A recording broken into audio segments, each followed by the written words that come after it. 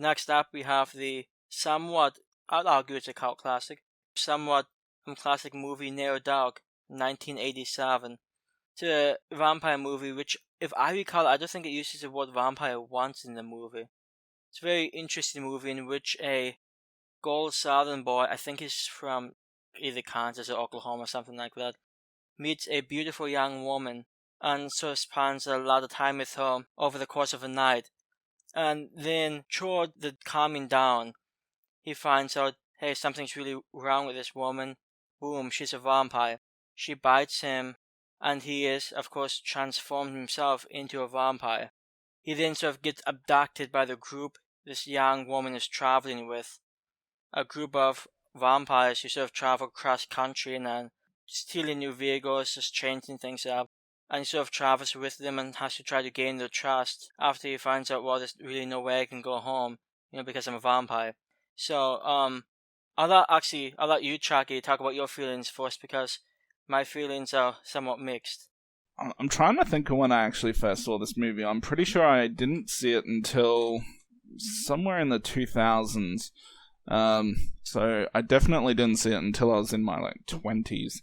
I'm not a huge fan of vampire movies, as I normally say whenever we talk about a vampire movie. But I guess the good thing about Near Dark is that it doesn't, like you said, they don't even really mention the word vampire, so you don't really see all the genre or subgenre staples of bats and garlic and crosses and steaks and all this other kind of silly stuff that you see in pretty much most other vampire movies. So there's some fairly interesting characters in here, but we don't get a whole lot of backstory, or they talk a little bit about their past.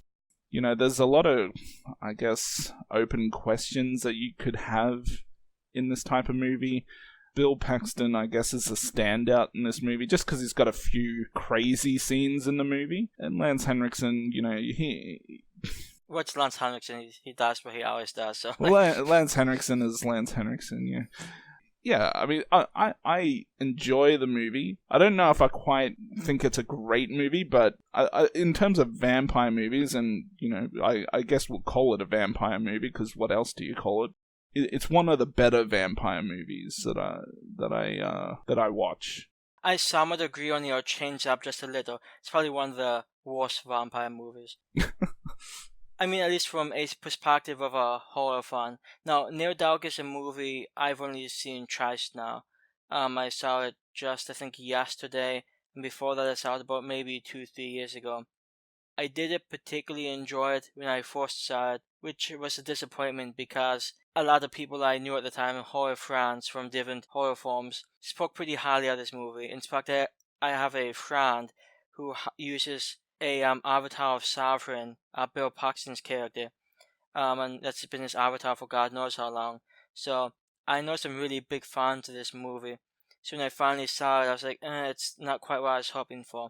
In many ways, it feels more like a moral drama.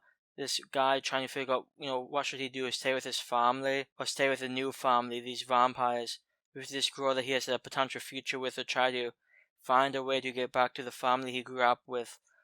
And they throw in a little romance, it feels in many ways a lot more like a drama movie than a horror movie.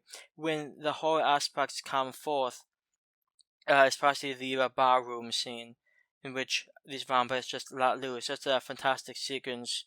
And there's a few others early on in the movie that are really solid. When those scenes happen, the movie, takes quite a big upturn.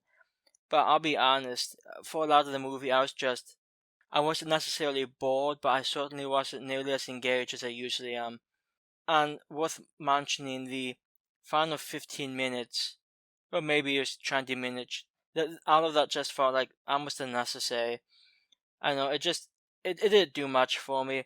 I know there were some pretty emotional sequences. I actually think the final scene is, in a low-key way, I think it's a very nice sequence. But, and I really enjoyed, I forget, I don't have it in front of me, whoever played the father in the movie, who was trying to find his son. I really liked that guy, and I thought he was very strong. But it's not really my type of vampire movie, and I can think of quite a few vampire movies I enjoy over this one. So all of this is to say, if any of you enjoyed it, by all means, enjoy it. But it just didn't do much for me, and having seen it twice, I feel somewhat confident in my feelings toward it. I know. I think you've said in the past that you're not a huge vampire movie fan, and I'm certain that I'm even less of one because the only other I think this is a decent movie. I think Fright Night's a good movie, the original Fright Night. Those are the only ones that I can even think of. See, a lot of this comes from I grew up on, in many ways, I grew up in the Universal horror classics. So when somebody says vampire, I automatically think Bela Lugosi from the 1931 classic Dracula. And of course, there's been another classic horror movie from, I think it was 58, Horror of Dracula, which was that was a Hammer movie, fantastic vampire movie. But I mean, even if you get into newer ages, like you said, Fright Night is a one of my probably top 15 favorite 80s horror movies, which I think is a thoroughly enjoyable movie. Then now this one may just be me, but there's also a 1997 Stephen King adaptation titled The Night Flyer, which takes a sort of interesting look at vampires, and that's one from my childhood, which probably explains my very strong enjoyment of the movie. And those are probably the four biggest ones that come to mind. But I mean, even Nosferatu from 1922 is a movie I sort of enjoy more than this one. So I mean, it just comes from probably, I don't know.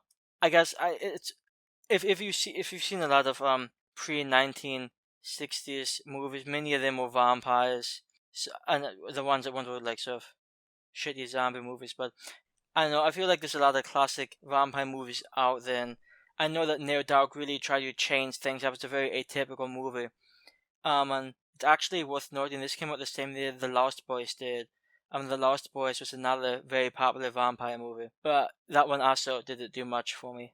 Yeah, The Lost Boys. I don't mind that movie.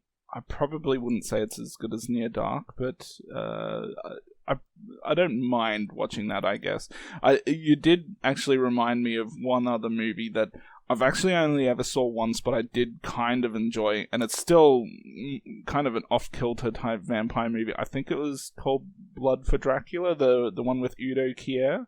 I'm not sure how familiar you are with that movie. I'm actually trying to quickly look it up while you speak about it. But I think I like it probably more just for Udo Kier's performance in the movie.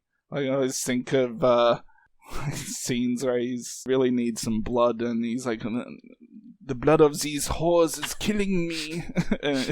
He needs a virgin. Yeah. I don't know. It's his accent and the role. It's almost like a dark comedy for me. Yeah. I think it's the 1974 Blood for Dracula, which I've actually not seen. But yeah. So back to Near Dark. Yeah, it would be an interesting idea. Since you're not a big vampire fan, we could probably talk later about what might constitute some of the better vampire movies. Just Near Dark itself is a very atypical movie that took a very much drama type feel to it, which really, to me, it didn't do as much. I would just say Sovereign is a kick-ass character. Like he was a complete wild guy, especially during that barroom scene, which is probably a favorite of mine. Yeah, I'll just say that Near Dark is a movie that I really haven't cared much for anytime I've seen it. I know a lot of people like it, and generally speaking, it's pretty decent reviews. But it's not something that works for me, and I'd probably give it a below average rating of about a 5 out of 10.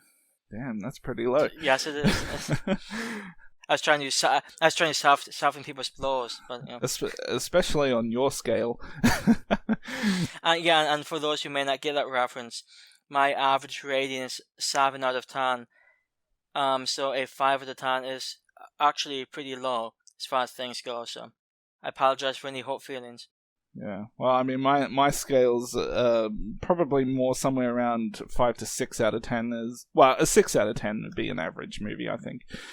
So, yeah, with Near Dark, I think it's a decent to good movie. it is a little slow at times, like especially in the beginning. A little dull in certain scenes, and then there are some scenes that stand out, like you said, the barroom scene, and towards the end, I think both scenes with Bill Paxton towards the end and that barroom scene are the main standouts. Outside of that, it's a movie that I just don't find has too many special scenes, at least for me. The actors do pretty well. I mean, who doesn't like Lance Henriksen? But... Yeah. You seen one Lance Henriksen movie? You've seen them all. Well, I would say Pumpkinhead is significantly better than Near Dark, but that can be a battle royale for another time. I'd have to watch Pumpkinhead again, but to me, they're more or less similar. No. In terms of enjoyability, for me, yeah.